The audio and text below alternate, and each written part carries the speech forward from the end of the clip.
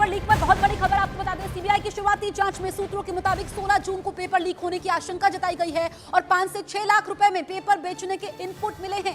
हालांकि अभी ये नहीं पता चला है कि कहां से पेपर लीक हुआ। इसकी जांच जारी है। इस मामले में सीबीआई को सेक्रेटरी एजुकेशन विभाग ने 20 जून को लिखित शिकायत की थी।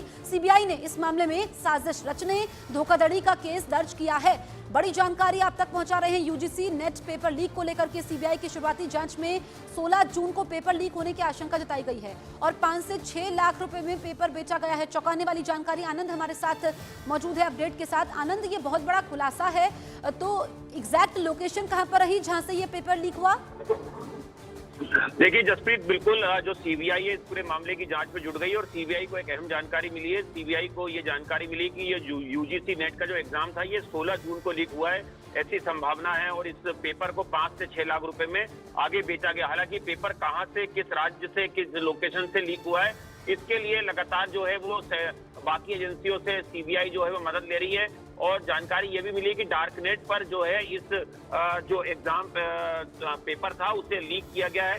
तो जो साइबर एक्सपर्ट है उनकी मदद भी जो है वो सीबीआई इस पूरे मामले में ले रही है। और लगातार जो सीबीआई जो एनटीए है, नेशनल टेस्टिंग एजेंसी, उनके लोगों से भी संपर्क में है कि जिनकी जिम्मेदारी होती है एग्जाम को कंडक्ट कराने की और जो एग्जाम पेपर होता है उसे संभाल कर रखने की। तो लगातार सीबीआई का जो जांच का दायरा है बढ़ता जा रहा है और इस पूरे मामले में आने वाले वक्त में कुछ लोगों से, कुछ इंस्टीट्यूट से, कोचिंग संस्थानों के मालिकों से सीबीआई जो है वो जल्द पूछताछ कर सकती है। बिल्कुल, तो जो शुरुआती जांच है, जो जानकारियां सामने आई है, चौंकाने वाली है। शुक्रिया आनंद आपका।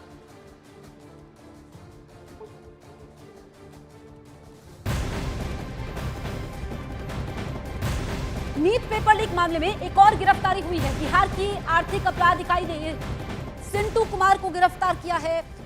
सिंटू को झारखंड के देवघर से गिरफ्तार किया गया है। अब पुलिस यहां पर चिंटू की तलाश में जुटी हुई है।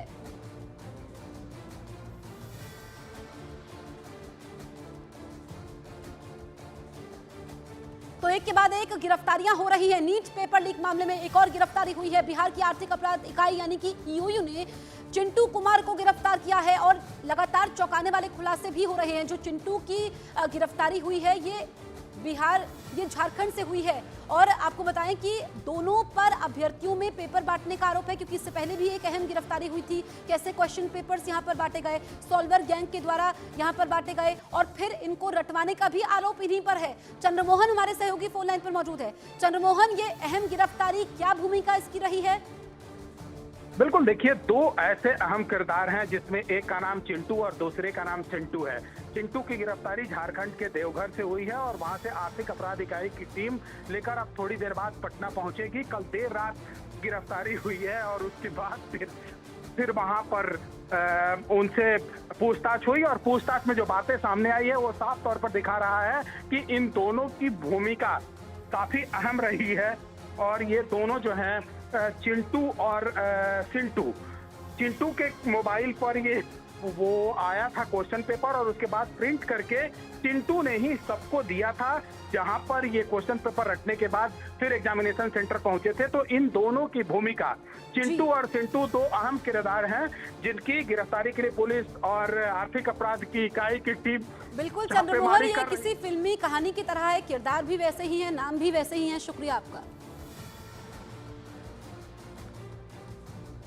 तो नीट पेपर लीक में ईओयू ने शिक्षा मंत्रालय को सौंपी जाने वाली रिपोर्ट तैयार कर ली है। ये रिपोर्ट पेपर लीक मामले में गिरफ्तार 4 परीक्षार्थियों समेत गिरफ्तार 13 आरोपियों के बयान के आधार पर तैयार की गई है। एक रिपोर्ट आप देखिए। नीट मामले को लेकर लगातार एक्शन जारी है। बिहार ईओयू की टीम ने शिक्षा मंत्रालय को सौंपी जाने वाली रिपोर्ट तैयार कर ली है। ईओयू की सीनियर अधिकारी आज नीट पेपर लीक से जुड़ी जांच रिपोर्ट शिक्षा मंत्रालय के अधिकारियों को सौंप सकते हैं। इस जांच रिपोर्ट में गिरफ्तार आरोपियों के बयान भी शामिल किए गए हैं। इसके साथ ही पटना के एक इलाके से बरामद हुए परीक्षार्थियों के एडमिट कार्ड और जले हुए प्रश्न पत्र के अवशेष भी शामिल हैं। उधर नीट पेपर लीक मामले में एक और पर्दाफाश हुआ है। सूत्रों के हवाले से खबर है कि नीट पेपर झारखंड के हजारीबाग के एक सेंटर से लीक हुआ था। ये जानकारी पटना में मिले जले हुए प्रश्न पत्र में छपे बुकलेट के कोड से मिली है। फिलहाल पुलिस पूरे मामले की जाँच में जुटी है। सूत्रों की माने तो ईओयू ने तेजस्वी यादव के पीएस को नोटिस जारी कर पूछताछ के लिए बुलाया है। तेजस्वी यादव के पीएस पर नीट पेपर लीक मामले के आरोपी के लिए पटना में कमरा बुक करवाने का आरोप है।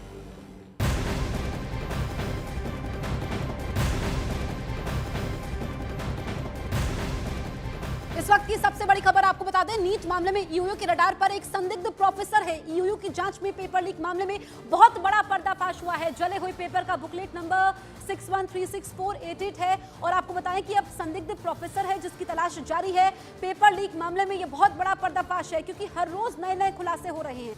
दरअसल जो क्वेश्चन पेपर पटना में जला हुआ मिला था उसमें एक बुकलेट मिली है। बुकलेट का नंबर भी हमने आपको बताया और हजारीबाग के एक सेंटर का ये बुकलेट नंबर है। एक प्रोफेसर के नंबर से लीक किया गया पेपर। संजीव मुखिया के मोबाइल पर यह क्वेश्चन पेपर भेजा गया। रांची के रिम्स हॉस्पिटल के 10 डॉक्टरों ने पेपर सॉल्व किया। पटना के 2 सॉल्वर ने भी पेपर सॉल्व में मदद की। क्वेश्चन पेपर के साथ ही सॉल्व आंसर शीट को भरा गया। चिंटू नाम के शख्स को भेजी गई सॉल्व आंसर शीट। पेपर को आंसर शीट के साथ प्रिंट कर छात्रों को भेजा गया। तो ये बहुत बड़ा खुलासा हुआ है। आप समझिए कि ये जो गैंग है, इसका जो नेटवर्क है, ये कहां तक फैला हुआ है। जैसे जैसे जांच आगे बढ़ रही है, तार जुड़ते चले जा रहे हैं, खुलासे हो रहे हैं। और इसमें क्या डॉक्टर्स, आप ये समझिए कि प्रोफेसर्स की इसमें अहम भूमिका है, छात्रों की भूमिका है। जो पूरा सॉल्वर गैंग काम कर रहा था, डॉक्टर्स भी इसमें शामिल हैं। यानी कि हर तरीके से मदद ली गई ताकि पेपर लीक किया जा सके और इतना बड़ा खिलवाड़ छात्रों के भविष्य के साथ हुआ। तो नीट परीक्षा लीक में पूरी चेन ने कैसे काम किया, उसकी डिटेल रिपोर्ट हम आपको ग्राफिक्स के जरिए दिखाते हैं। देखिए, सबसे पहले झारखंड के हजारीबाग की बात करें तो एक सेंटर से पेपर लीक होता है। अब किस सेंटर से पेपर लीक होता है ये हम आपको बताएंगे। प्रोफेसर, इसके फोन नंबर से संजीव मुखिया को पेपर भेजा गया। ये सबसे अहम बिंदु है। अभी प्रोफेसर की तलाश जारी है। अब आप ये समझिए कि रिम्स रांची के 10 डॉक्टरों ने पेपर सॉल्व किया, यानी कि सॉल्वर गैंग कैसे काम कर रहा था। पटना में 2 सॉल्वर ने पेपर सॉल्व किया।